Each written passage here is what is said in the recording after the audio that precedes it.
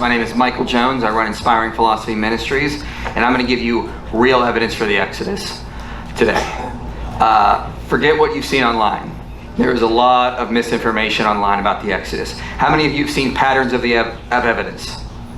How many of you seen? Forget everything that thing told you. They are all wrong. It is filled with misinformation. Their David Roll guy behind it is a lot of not even accepted by mainstream archaeology. Today we're going to talk about real evidence for the Exodus that biblical scholars agree in. Egyptologists that believe in the Exodus will use this evidence. In fact, an Egyptologist, his name is David Falk, helped me put together this presentation. So this is the evidence for the Exodus. Let's start talking about the date of the Exodus. In the Greek Septuagint, it's a Greek translation of the Old Testament. It says, in the 440th year after the people of Israel came out of the land of Egypt, in the 4th year of Solomon's reign, month of Ziv, he began to build the house of the Lord. So Solomon started building his temple, 966. According to the Septuagint, it would be the date of the Exodus would be 1406. Now, in your typical Bibles, it's not going to be the translation of the Greek. It will say 480th year. So that would put the date of the Exodus at 1446. Now, before we get all excited and go, got the date of the Exodus, let's think about this. Doesn't the Bible have different genres? There's historical narrative, there is poetry, there are also temple inauguration texts. That's a specific genre. And temple inauguration texts of the ancient world always use idealized numbers.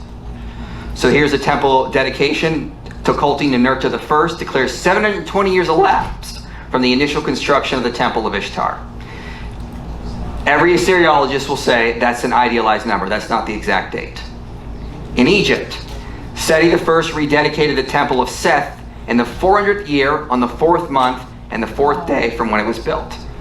But we know from archaeology the temple was actually about 460 years old, not 400. Gracias. Yeah. So, Solomon's dedication is a similar inscription. It's using idealized numbers. So we need to keep that in mind. Bible uses idealized numbers. So Moses was said to be 80 at the start of the Exodus. He's supposed to have spent 40 years in Midian. But read Exodus 4:20. So Moses took his wife and his sons and had them ride on a donkey, and they went back to the land of Egypt. That poor donkey. His wife, 2 full-grown sons on it together. Okay, very unlikely. 40 years is generally understood as a reference for an unknown period of time in the Bible. It's like, a couple years ago, I remember being in college for a few years, that kind of thing. Ernst Knopf says, for what had happened before his time, the round figure of 40 years indicates it was a long, long time of unknown extent. The Bible often uses round numbers, symbolic numbers to describe things. We need to keep this in mind. As John Walton says, the Bible was written for us, but it wasn't written to us. We need to understand the Bible in its cultural context. They use idealized numbers. Get used to it. So, when do most scholars date the time of the Exodus? They date it to the time where the evidence is.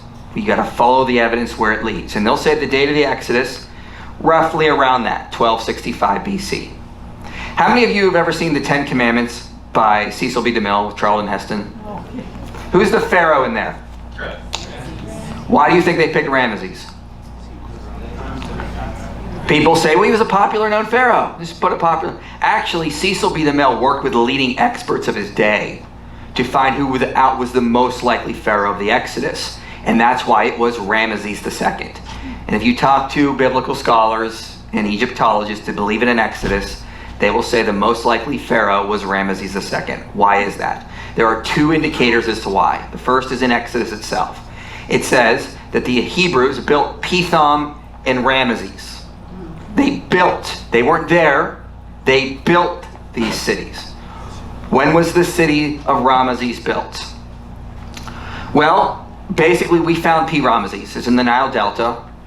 We know it did not exist all of Egyptian history until about the year 1300 BC. That means the Hebrews had to be here at this point to build those cities. So we know they had to be there then. The other indication is this. This is an Egyptian stele called the Merneptah stele. Dates to about 1208. and it mentions Israel, but it says Israel was in Canaan. So if Israel was in Canaan at this point, in Egypt at this point, we have about 40 years for them to be in the desert. This is our Exodus time frame right here. So because of those two indicators, we know roughly when the Exodus had to take place if it was historical. So let's start going over some evidence. This is a city about 2 kilometers south of P. Ramesses called Avaris. If you watch Patterns of Evidence, they mention it. It was a Semitic city. A lot of Semites lived there. People like the Israelites would have lived there. They note that Avaris received an irregular but nonetheless continuous flow of Asiatic immigrants who contributed distinctly Asiatic elements to the life and customs of the local population. So Avaris brought in a lot of Asiatics from Canaan. Now, Exodus 1 says that now there arose a new king over Egypt. And he said, "Behold, the people of Israel are too many and too mighty for us. Come, let us deal shrewdly with them, lest they multiply. And if war breaks out, they join our enemies and fight against us." So, if we're going to look at Egyptian history, we have the Old Kingdom over here, first intermediate period, Middle Kingdom. Then in this period is turmoil. It's called the Second Intermediate Period. This is when Asiatics, Semitic people, ruled Egypt, called the Hyksos. Eventually, the Egyptians kick them out, and they reestablish control, which is the New Kingdom. So, Asiatics are ruling this, and this is likely the time period of Joseph when he comes in. Why? Because Genesis talks about chariots. The Hyksos introduced chariots to Egypt. So, what we also know is that when the Hyksos were defeated in the red and the New Kingdom started, their capital was Avaris. And the Egyptians took it, and when they captured Avaris, it said that one of the generals, "I took captive there 1 man and 3 women, total 4 heads. His Majesty gave them to me for slaves." So what did they do when a new king arose over Egypt? They made the Semites their slaves, matching the Exodus narrative. Manfred Betek notes there is also some evidence of ritual executions on young males at the site. So not only did they enslave the population, they treated them harshly. They're not being treated well. He says there is mounting evidence that a large part of this population stayed on in Egypt and served their new overlords with their skills and experience. So when the Egyptians took over Avaris, kicked out the Hyksos left, but the population of the Semites stayed. So the elites left, they were exiled out of Egypt. Meanwhile, most of the Semitic people stayed on behind in Egypt. We also know that nomadic shepherds are also attested at the site. The Tel El Daba is the name of the archaeological site for Avaris. After the abandonment of a palatial area in the mid-18th dynasty, their signature being sheep interments, where the sheep were carefully buried. It is not inconceivable to think that one such pastoral group were the Proto-Hebrews. So we see around Avaris shepherds, Semitic shepherds, living there during the New Kingdom period, being treated harshly. They were enslaved. Also, no evidence of pig bones were found at the site of Avaris. The Semitic people that lived there, they didn't like pork. Now, Exodus also says they ruthlessly made the people of Israel work as slaves and made their lives bitter, hard service, in mortar and brick and all kinds of work of the field. Interestingly enough, in the New Kingdom, we see on the tomb of Reichmir that foreign slaves were used in the process of brick making. So we see Avaris was captured. The people were enslaved. They were treated harshly. We see evidence that slaves were used in brick making. Also, another indication in the year of Ramesses, it notes that foreigners were used they had brick quotas they had to bring for the pharaoh. So here's a leather roll from the year about 1274 or so. All right, so what about the Exodus? We know there were Semites in Egypt. What happened to them? When did they leave if there was an Exodus? Well, Manfred Betek, he is one of the leading archaeologists that's worked at Avaris, the site of Tel El Daba. He says there was a West Semitic population living in the Eastern Delta for quite a length of time, from the late 12th dynasty until the Ramesside period. All of a sudden, the city of Avaris is abandoned. It was abandoned in the middle of the Ramesside period, just abandoned. And the Semitic people went elsewhere. He also notes the fortress wall. He's talking about a fortress wall of Horemheb who was built there. He says that there were aspects of it cut in the remains of a Hyksos palace, produced its filling shards of the late 18th dynasty Ramesside period time. Then he says from the time afterward, so people were occupying it from about 18th dynasty to Ramesside period. From the time afterwards, when everything was in ruins, we have evidence of scattered Ramesside burials and burials of domestic animals. So what does that tell you? Avaris was abandoned in the Ramesside period. After that, the native Egyptians used the site as a mass graveyard. Why did they need a mass graveyard? What could have happened? He says major parts of Avaris served as a site for the cemeteries of P. Ramesses during the Ramesside period. The tombs have been largely stripped bare and destroyed by agricultural activity of the last 100 years. So we see that the Semitic population left Avaris in the Ramesside period under Ramesses II, and the native Egyptians decided they needed a new giant graveyard. So, now skeptics will say, well, we have no evidence of a mass migration of people going from there across the Sinai up into Canaan. No exodus. Where's the evidence of the remains? What is that? Well, what do experts say? Now, Richard Elliott Friedman, who's no friend to conservative Christianity, says, skeptics assert we've combed the Sinai and not found any evidence. That assertion is just not true. There have been no major excavations in the Sinai. So, why don't we find any evidence? Well, we've not looked. And even if we looked, we probably wouldn't find anything. Why? Another scholar says land armies did traverse that terrain without leaving detectable archaeological traces. You're not going to find the movement of people 3,000 years ago because nature likes to remove things after time, and if they're nomadic people, it's very hard to find evidence of that. So, of course we're not going to find evidence. But we still do have evidence for the Exodus in their wandering period in this. You guys heard of this at all? I don't know. It's kind of popular in the Bible. This is the Ark of the Covenant, and what scholars will note is it matches very much Egyptian ritual furniture. So David Falk says the Ark of the Covenant, as we know it from the Hebrew Bible, is steeped in the culture and context of its time. Late Bronze Age, so 1500 to 1200 BC. Now the Egyptians loved furniture. They loved ritual furniture. They loved ritual chests, barges, that is.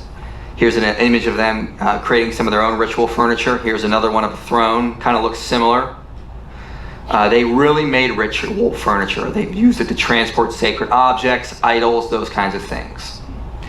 David Falk says this is the most likely depiction of what the Ark of the Covenant would have looked like in its cultural context. He's an Egyptologist. So when we look at what the Bible says about the Ark of the Covenant, it matches Egyptian ritual furniture aspects. So Egyptian ritual chests were usually transporting sacred objects. Egyptian sacred furniture often had long removable poles attached to the base.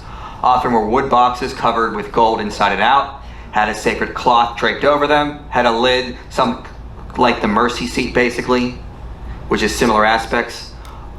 He says in his book, the Ark's deconstruction and the dating of its symbols suggests the Ark was made no earlier than the reign of Amenhotep III and no later than the end of the 20th dynasty. Egyptians like to update their furniture for the same reason we do. How many of you have a couch from the 50s with plastic on it? Like my grandma did. None of you probably do. Likewise, they change styles over time. David Falk did his dissertation on Egyptian ritual furniture and notes that the actual description of the arks matches the style we see right at the time of the Exodus. Now, well, he's a Christian, you can't trust him. Well, Scott Nogle doesn't believe in an historical Exodus. He wrote a paper on the ark. He says, exactly how and when the object became an appearance of the Israelite cult is difficult to say, since biblical texts mythologize the ark's creation. So he says, it's mythology, guys. Nevertheless, archaeological evidence suggests that the late Bronze Age provided the best opportunity. So even he's admitting the actual description of the ark does not fit Iron Age Israelite culture. It's Egyptian culture from the late Bronze Age, which is 1500 to 1200 BC, roughly. So, think of it like this. I told you you're going to write me a fictional story of people living in Mexico in the 1800s, and I want you to describe their furniture. No Google, no libraries. Can you do it? No. And just like you're going to see medieval paintings of Jesus. Why is he always a pasty white guy? Because that's the way Europeans thought. Jesus must look like them. But we know Jesus was Middle Eastern.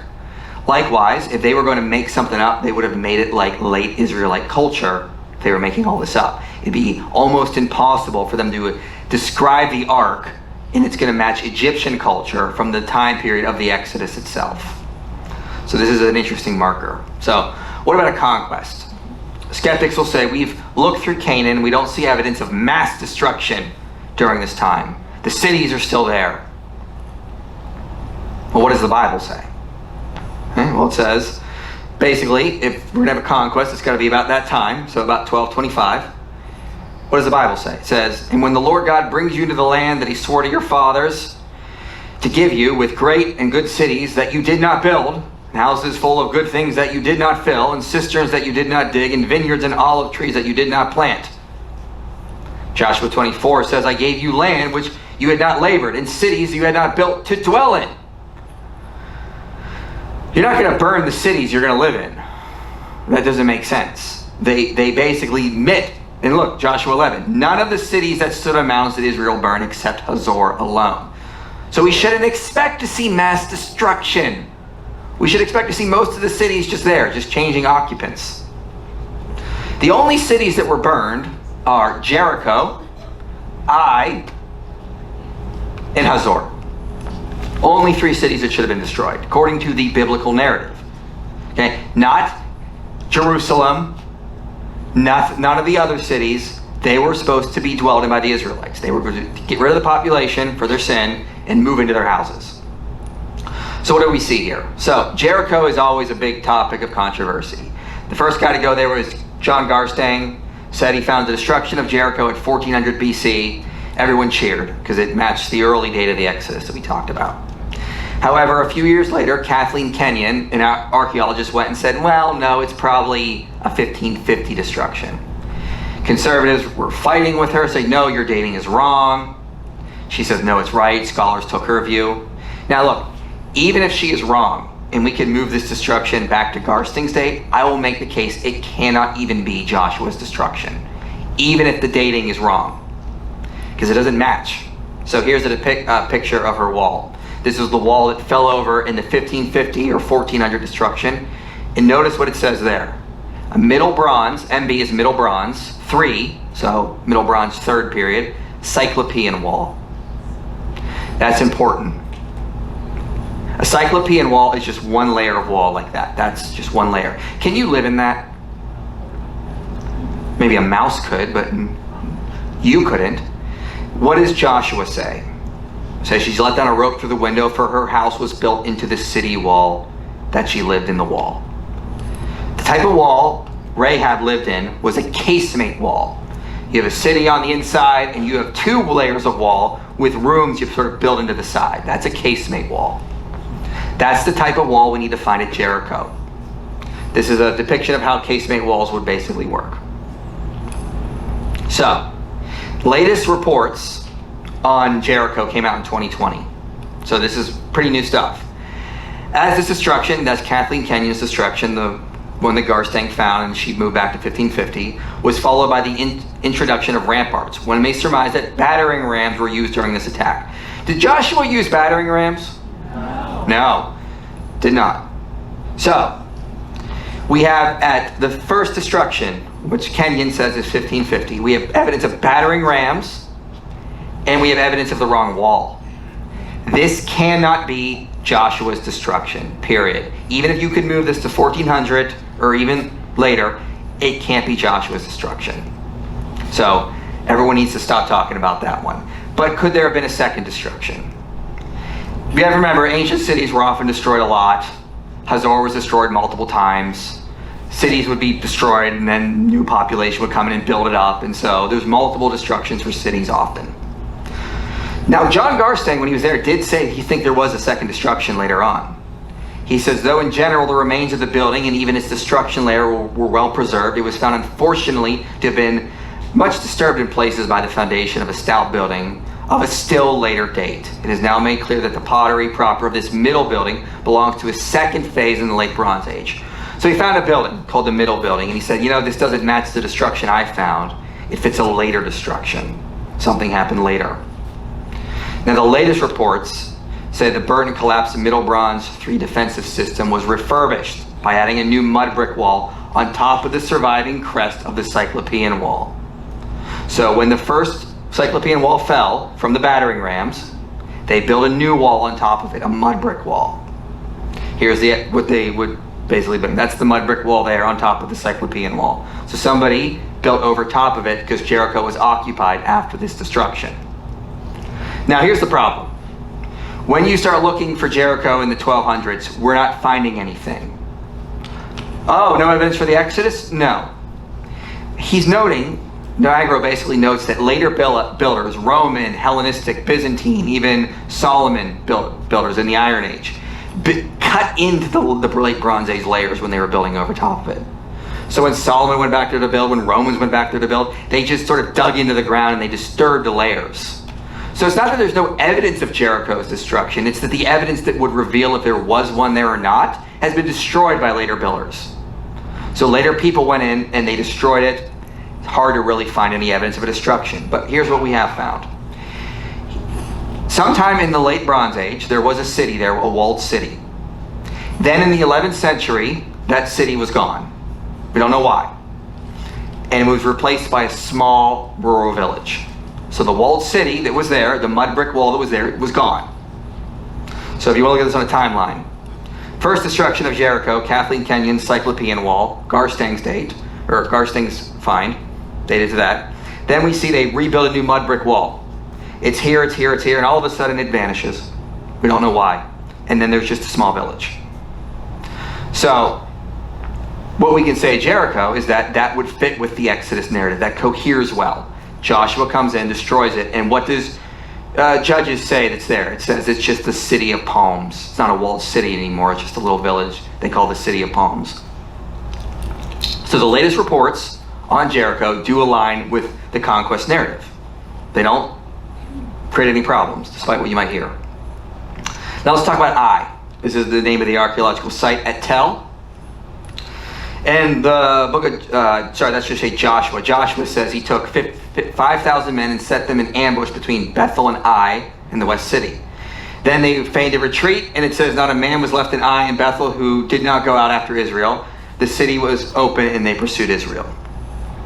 Now, here's the thing. We don't have any evidence of Ai being destroyed, which I'll get to in a minute. But at the same time, they do know that Bethel was destroyed, which Israel Finkelstein says was by invading Israelites.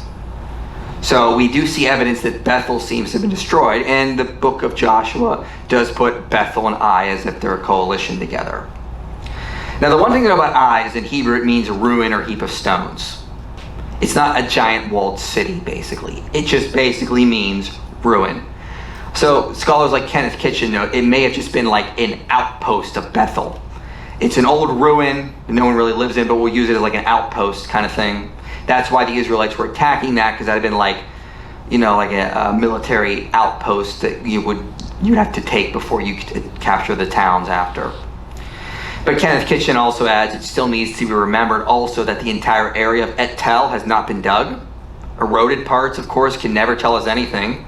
The Hebrews may have taken Bethel after Ai, but in the narrative it is Ai that mattered because it had been the scene of an embarrassing reverse. So the narrative just focuses on Ai, is what he's basically telling us. And to keep in mind, in Israel, there's been about 7,000 sites found.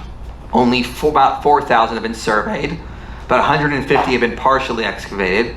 26 have become major sites, and only a fraction of that has even been published. So this idea that we've combed the desert and not found evidence of everything we need to confirm the Exodus is just showing you're not really familiar with the actual evidence. There's just so much that just is still yet to be found. So we may find evidence at some sort of destruction at Ai in the future, maybe not. But even if we don't, that doesn't mean that the destruction did not happen. It would have been a small outpost, not a giant walled city like Jericho. However, let's talk about this place, Mount Ebal. Now, it says that Joshua built an altar to the Lord on Mount Ebal. And for years, scholars said, well, that altar doesn't exist.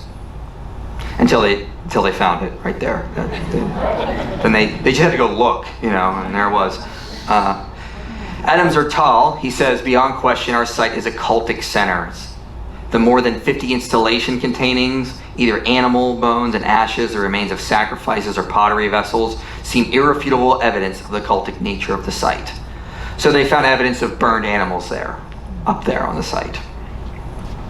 Now, when Adam Zertal came out with this, they said he's crazy. That can't be an altar. It's got to be a lookout tower. But lately, they note the consensus today tends to support the cultic interpretation of the Iron One site, if not the biblical one. So we have found Joshua's altar. He says, according to 2 Egyptianized scarabs on earth, the seal in the pottery, stratum 2, was found in the middle of the 13th century, or slightly later, and ended around 1200 BC. So basically, what time does the altar date to?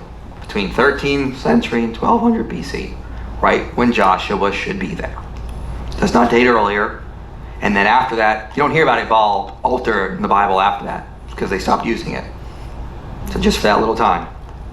Now let's talk about Hazor. Israel also burned Hazor.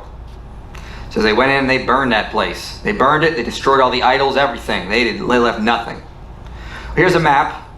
This is the map of where Hazor was. This is the upper city, which they've been excavating. This is the lower city, which has not been excavated. So you can see there's a lot left that's not been excavated. But even with that, we have found some interesting aspects of Hazor. Here's another picture of it from a zone. You can sort of see them digging in the upper city there, and then there's the lower city down there. Here's what they say. After a fierce conflagration marked the end of Canaanite Hazor, across the site, a thick layer of ashes and charred wood in places 3 feet deep attests to the intensity of the blaze in the northern Galilee city. Within the walls of Hazor's palace, the fire was especially fierce. The unusual amount of timber used in the construction of building and the large quantity of oil stored in huge pithoi throughout the palace proved a fatal combination, creating an inferno with temperatures exceeding 2,350 degrees Fahrenheit. Yeah, pretty big, fierce fire. Also, we have found a lot of idols there that were mutilated. See, they knocked the head off that one down there. They knocked the hands off, mutilated some of these here. You can see the head that we rolled off of that one. Whoever attacked the city not only burned it, they mutilated the idols. Whoever burned the city also deliberately destroyed statuary in the palace. Among the ashes were discovered the largest Canaanite statue of human form ever found in Israel, carved from a basalt block that must have weighed more than a ton. The head and hands of the statue and of several others were missing, apparently cut off by the city's conquerors. So whoever burned the city also decided to destroy the statues there, the idols. Now here, who did it? Would the Canaanites have done it? No, they're not going to destroy their own gods. Would the Egyptians have done it? Well, no, some of these are Egyptians. The Egyptians aren't going to do that. The Philistines that came to the coast, they were on the coast. This was too far inland. We have no evidence of Philistines coming in that far. So what do the archaeologists say? This leaves us with the Israelites. Yeah. They're the only ones who could have done this. And it matches the biblical account again. Also, some other interesting aspects. Shiloh. You can sort of see a map where all these places kind of are on there. Shiloh in the middle was basically used by the Canaanites, and then it slowly started to fall in disarray, and all of a sudden, around this time, it started to be used again. Distinctly, and interestingly enough, with Israelite. Now, Israel Finkelstein doesn't believe in a historical exodus, but he says, these are the most important building remains of Iron One Shiloh, indicating developed construction techniques and agricultural concepts already at the early stage of Israelite settlement. So Shiloh is resettled with a distinct Israelite culture just after the time of the Exodus and the conquest. Also, there are numerous cities mentioned throughout Joshua. You have Hazor, Kadesh, Dor, Deber, Anab, Jerusalem. In the archaeological record, we have found evidence for all these cities in existence during that time. Not that they were built later or, not being used. There are a few that may have some little issues here and there, but overwhelming majority, strong evidence right there. Now, the most important part about this is at the exact same time in Canaan, we see a population explosion. that hundreds of new settlements just come out of nowhere. Population explosion is what it's called. Intensive archaeological surface surveys revealed an entire new settlement pattern in Iron Age 1. Hundreds of new small sites were inhabited in the mountainous areas of the upper and lower Galilee, in the hills of Samaria, and Ephraim, and Benjamin, and the northern Negev, and in parts of central and northern Transjordan. Much of this activity can be related to Israelite tribes, though the ethnic attribution in some of these regions is questionable. So some areas questionable, but most of it's going to be due to new Israelite tribes. So here's kind of an indication. In Ephraim, Samaria region, so you have basically low Canaanites, all of a sudden around 1200, boom, 131 new occupied sites. Also, we can see in, for example, West Manasseh, 200 new sites almost overnight, basically. Here's just a screenshot I took from this book here, The Oxford History of Biblical World. You can see late bronze, almost no sites in Judah, Benjamin, then it goes up to 18 to 52, 4 in Ephraim, 102. So when I say a population explosion, I mean a population explosion. So just kind of a general idea of what you sort of get with the population changes happening. You have Egyptian pharaohs like Moses, Amenhotep II attacking Canaan and taking Canaanites back to serve as slaves all through this period. What does Exodus say when Israel left Egypt? It says a mixed multitude went up with them. Why? They weren't going home. They kept getting taken by the Egyptians, and they're like, fine, let's go back. So Baruch Halpern says, prior to enduring the Sea People settlement, that's the Philistines, another name for Sea People, Canaanite site reveal low levels, but real levels of pig consumption. The early Philistine layers conversely indicate a very high level of pig consumption. But the Israelite sites of the highlands disclose an amount complete absence of pig, showing in addition a general preference for sheep over goat. So also at these new Israelite sites, no pig bones, none whatsoever. Also, as I said earlier, there were no pig bones found at Avaris. So we have a cultural connection here. No pig bones at the new sites. And of course, Egypt says Israel was in Canaan at this point. They were there. So we know they were there. So let's recap the evidence here. We have a Semitic population at Avaris, including shepherds. The Semitic population was enslaved and not treated well. Egyptian evidence shows foreigner slaves involved in brickmaking. No pig bones at Avaris. Avaris was abandoned during the Ramesside period. Where did the people go? The Ark of the Covenant fits with late Bronze Age Egyptian culture. There was a population explosion roughly a generation later in Canaan. So Avaris is abandoned, a generation later in Canaan you see a population explosion. The Method Seal says that Israel was in Canaan at that point. The new settlements lacked pig bones, so we have a cultural connection to Avaris. Shiloh was resettled with distinct Israelite culture features. A small cultic site was found on Mount Ebal, matching Joshua. Roughly 30 sites from the book of Joshua have been found. Tel Hazor indicates a fiery destruction. Also, the statues were mutilated there in an Israelite fashion. And Jericho went from a fortified city to a small town. All this happens around 1220 BC, 1200 BC. So, and by the way, this is only the tip of the iceberg of the evidence. I've got a lot more in these 3 documentaries I have up on there. It's about 2 hours long. There is a ton of evidence for the Exodus. And this is only scratching the surface. This is just some of my highlights. But if you want more, I have even more data in these 3 videos online.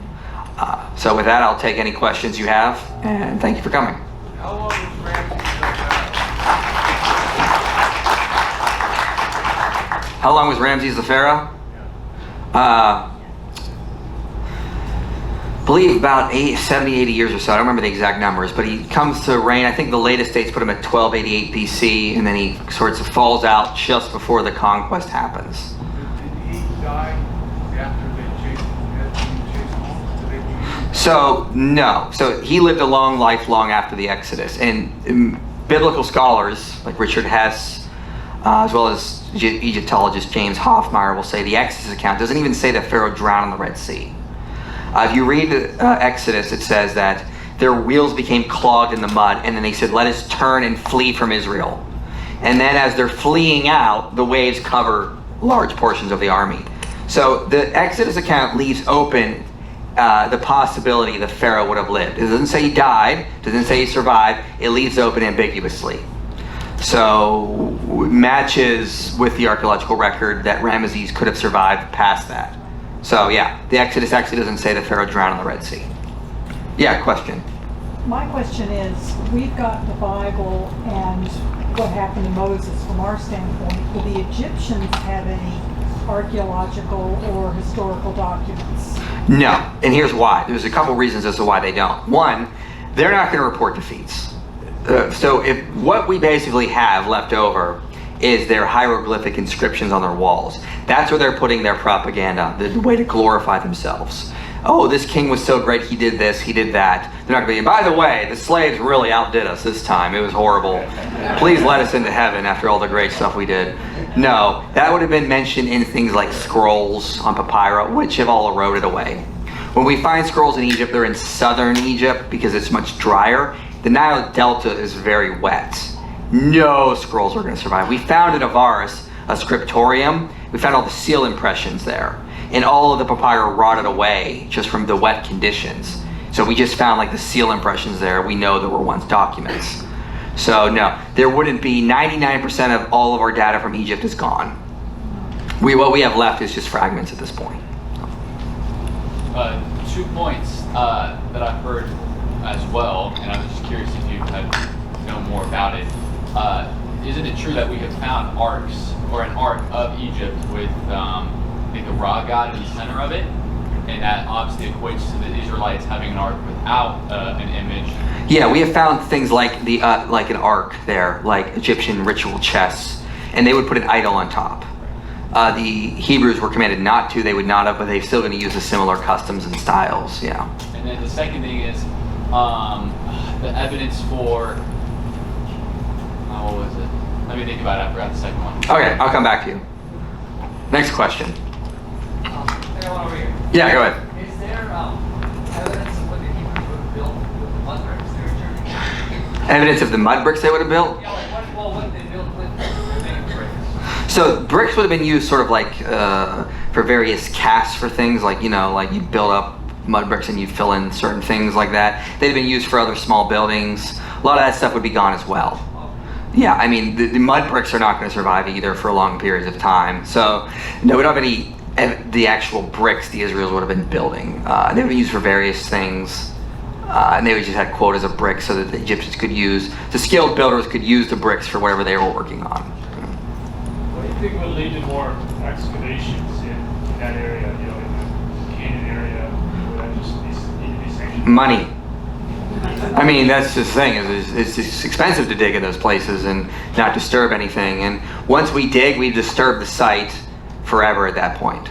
So, you know, it's complicated, there's political logistics, there's all sorts of factors. But even with that, we found a ton of evidence for the Exodus. There's no reason to doubt it at this point.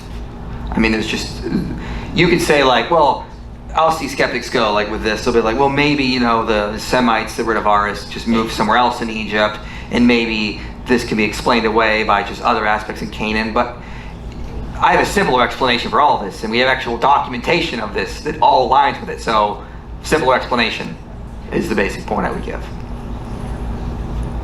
Yeah. Yeah, just hoping you can comment on people like Dr. Titus Kennedy and Joel Kramer's expedition Bible. Yeah. So there's a scholar named Titus Kennedy, and there's a guy on YouTube called Joel Kramer who do Expedition Bible, and they're associated with an organization called Associates for Biblical Research, and they don't like me. Well, I'm exaggerating. They probably don't really care much, but they would argue a different Exodus. They would say the Exodus happened in the 1400s. There's no evidence for that Exodus. There isn't. The evidence they use for things, they're taking things out of context. And David Falk debated Titus Kennedy. It's up on David Falk's channel. And he just sort of exposed a lot of the problems with the data they use. I did a live stream response to Titus Kennedy. Adam, are you in here? All right, yeah, Adam was on with me, and we basically responded to Joel Kramer and showed his argument for an early date is just riddled with problems. So you can check that out on my channel, Inspiring Philosophy. There's no way to say it other than just what they use is just not accurate to what we find on the ground. For years, they would say that Avaris was abandoned in the 1400s until it was pointed out to them Avaris wasn't abandoned. What was abandoned in the 1400s was the palatial district. The Egyptians stopped using a palace there, but the Semites stayed. And so what they did is they said, oh, there's an abandonment, that means Exodus. Wink. Well, if the Exodus was of Egyptians, yeah, but the only people who abandoned Avaris in the 1400s was the Egyptians because they stopped using the palatial district there. The Semites stayed until the Ramesside period. So, you know, I think Joel Kramer does some okay work occasionally. I just think when he gets on this Exodus stuff, he's way off base. And yeah, I don't follow them anymore. I think the evidence, when you start to dive into the archaeological reports, like the one I mentioned on Jericho, or Manfred Vitek's work, it all supports late date. Yeah. How do we know? How did the scholars determine that those idols were mutilated and not just like fragmentary? That's a good question. I may need to go back and check, but from what I can remember, it's the way they sort of were found. Like if a statue's just gonna fall over, it's gonna just fall over into pieces. But having hands specifically cut off, or faces specifically mutilated, or head specifically cut off is a little different. And I don't think the fire would necessarily burn some of the stone that would be there. So it's an inference they're making, and I think it's a good inference based on how they were found. So, you know, I'd say that basically. Yeah, go ahead. Oh, yeah. I was wondering, the Islamic, like the Quranic version of the Exodus, they say they have archaeological evidence for like their version of it. Do you have any like thoughts? Yeah, funny story. The funny thing about the Quran is it says the Pharaoh drowned in the Red Sea over and over again. And that his body was preserved. And his body was preserved. Yeah, no, it wasn't. So the Bible aligns with the archaeological record because it leaves open the possibility the Pharaoh survived. It doesn't say he drowned. The Quran says, no, he did drown. So the Quran has an historical error because of that, because Ramesses lived long past the Exodus, lived up to about, I forget the exact date, so around in there. So Quran is an error, right there, historical error. The Pharaoh did not drown in the Red Sea, and the Bible gets this right by leaving it open as an ambiguous question. Oh, yeah. You said at the beginning that the Greek Vulgate gave a certain date for Solomon's temple building, and then our modern Bibles give another date. Greek Septuagint. Which date? So it's based on a textual variant. The Septuagint says that the Exodus was 440 years prior to Solomon building the temple. The Masoretic text in your Bibles you have, they're translated from the Hebrew Masoretic text. It says 480th year. And so those are two variants on that. And again, that's probably an idealized number. You take 12 tribes of Israel times 40, you get 480. That's probably what that's getting at there. It's using that sort of numbers. And that happens in just about every temple dedication that we find from the ancient world. They used an idealized number as part of the temple dedication. Why do you think that the early date view is so common among, like, I guess this isn't maybe that has pejorative connotations, but you might say like fundamentalist Christians or more conservative Christians? I think a lot of fundamentalists say the Bible was written to me, not just for me. Therefore, it's got to fit in my culture. And when I see dates in the Bible, those have to be literal chronological dates. It can't be the way the ancient Israelites thought of dates and numbers. Therefore, it has to be 1446. Again, the Bible was written to ancient Israel in their culture. You know, when Jesus gave parables, he gave parables about agricultural, farming aspects the ancient Galileans would have been relevant to. Okay? He wasn't giving a parable about video games. He wasn't writing to us. So we need to understand the culture they were written in. Same thing when it comes to Exodus and dates. I think a lot of fundamentalists can forget that important aspect.